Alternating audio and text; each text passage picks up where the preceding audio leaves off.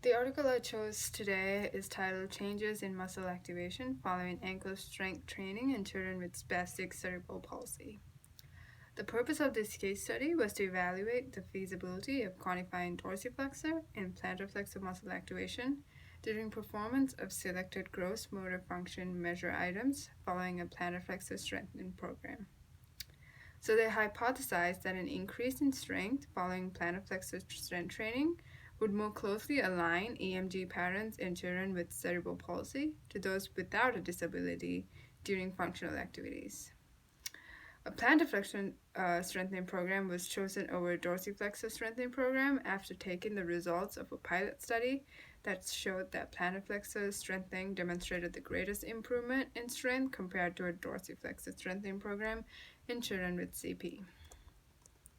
So this was a case report, and it included 2 children with spastic cerebral palsy. The first participant was a 14-year-old male who used a rolling walker for ambulation, and the second participant was a 6-year-old female. Both children had a GMFC level between 1 and 3, which meant that they had some ability to walk with or without an assisted device, and they also had the cognitive skills to actively participate in any activities. Both children participated in a 12-week plantar flexion strengthening program using an isokinetic dynamometer.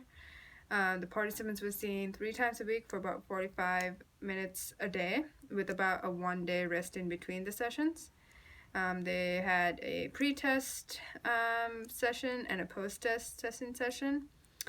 And the gross motor function measure was used as an outcome measure, and this outcome measure is used to assess change in gross motor function in children with CP. Dimension D, which is standing, and dimension E, which is walking, running, and jumping, were used to assess changes after the strengthening program. So the results show that after the 12-week plantar flexor strengthening program, both children demonstrated bilateral gains in strength. The male participant showed more strength gains than the female participant. For example, he was able to perform a functional task that he could not previously perform, which was to sit to stand. But it must be noted that the female participant started with greater strength and had a higher level of function, which shows us that the strengthening program needs to be individualized. The key aspect that they focused on was the muscle activation zone, which refers to the on and off times of the muscles when performing a task.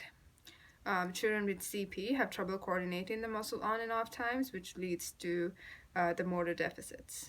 But every child has their individual zones of activation, so an individualized program that takes the child's level of function, amount of spasticity, and the difficulty of the targeted task is important.